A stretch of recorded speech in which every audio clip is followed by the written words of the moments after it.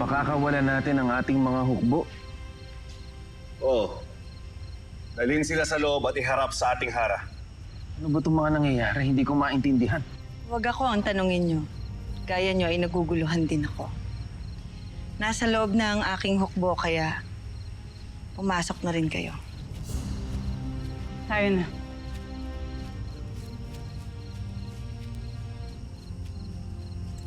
At ikaw, Asval, Mauna na kayo. Susunod na lamang ako.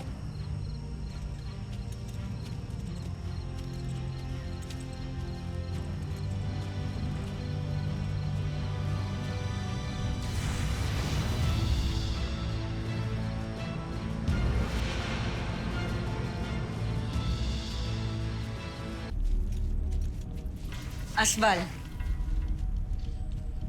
ikaw ang kasama ni Hara Abria Celereo kaya hindi ako naniniwala na wala kang alam sa mga plano niya. Iniwala ka, Andorra. Hindi ko na ano ang plano ni Hara Abria pagkatapos siya mabigo sa kanyang plano sa Lereo. Plano sa Lereo? Ang lason. Nalaman ng mga diwata na may lason ng kanilang alak bago pa nila ito mainom. Ang buong akala ko nga ay mauhuli na kami. Mabuti na lamang at nakaisip ng paraan si Hara Abria. Hindi sila naghinala sa amin. Tunay nga magaling ang ating Hara. Mahusay talaga si Hara Abria. Ngunit hindi ko na alam ang kanyang plano. Kung ano man yon, hanggat laban sa aking mga kaaway, mananatili akong tapat sa kanya.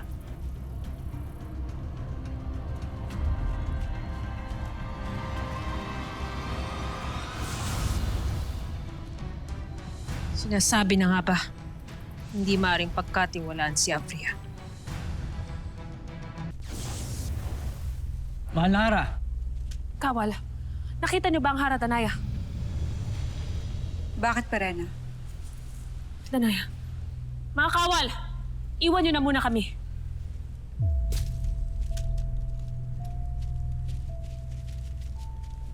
Tama ang aking hinala. Hindi ang kawal ang salarin kung hindi si Abria. Paano mo ito nalaman? Nakausap ko si Asbal kanina gamit ang balat kayo ng isa sa kanyang mga kasamahan. At nahuli ko mismo sa kanyang bibig na si Abria ang utak sa paglalagay ng lason sa ating mga alak. Magaling, Perena. At natuklasan mo ang panlolokong ito ni Abria. At tila ipagpapatuloy niya ang pagpapanggap na nakikisa sa atin. Pagkat narinig ko rin na isusuko niya ang hukbo sa atin. Kung gano'n ay makikipaglaro din tayo sa kanya. At hindi mo muna sasabihin sa iba ang mga natuklasan mo. Itatago muna natin itong dalawa. Hanggat hindi pa natin nalalaman kung ano ang ibang balak gawin ni Abria. Makakasa ka. Pagkat hindi ko rin nais ipaalam ito kina Ibrahim. Sa ngayon ay tutungo muna ako sa Hatoria upang tipunin at ihanda ang aking mga hator. Mag-iingat ka. Sila ang mag-iingat sa akin.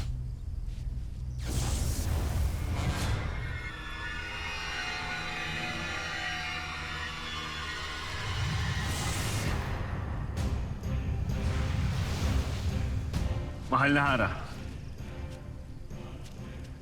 Sa ngayon, wala na tayong dapat ipag-alala. Dahil tanging si Perena pa lamang ang nakakaalam ng ating lihim.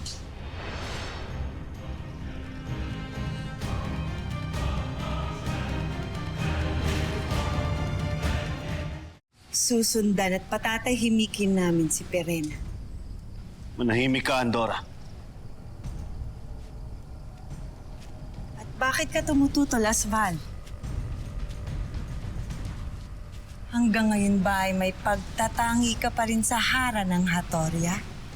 Sheda, Andorra. Hindi pa tayo handa para malaman ng mga diwata na hindi tayo tunay na kapanalig. Kung kaya't huwag niyo munang gagalawin si Perena.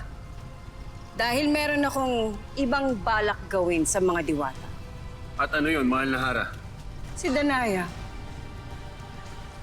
Panahon na para palitan ng hara ng mga diwata.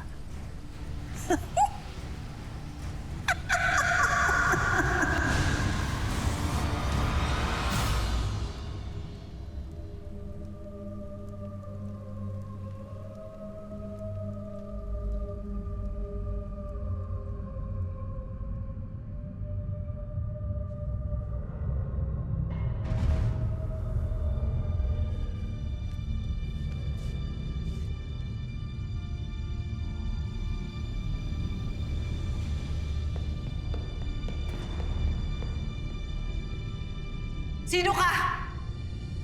Ano ka? Magpakilala ka!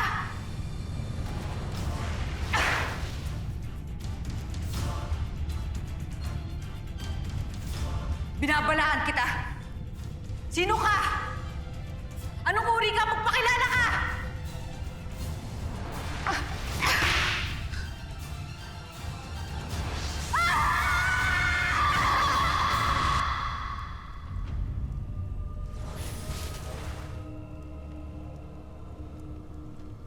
Nanaginip ka ng masama?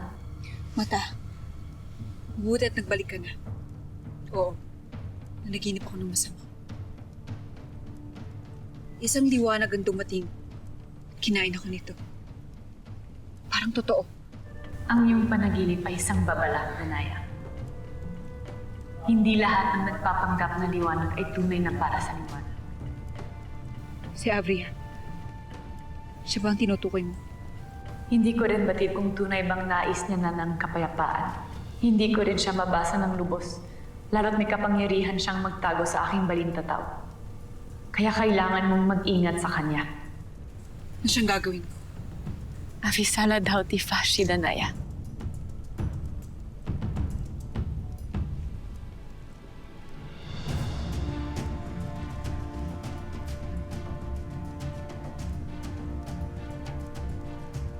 Ngayon, nasaan ang mga bago kong sasanayin?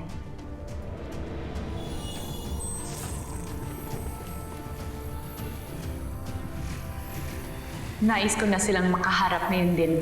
Kaya gisingin niyo sila, aking mga alaga, at dalhin sa akin.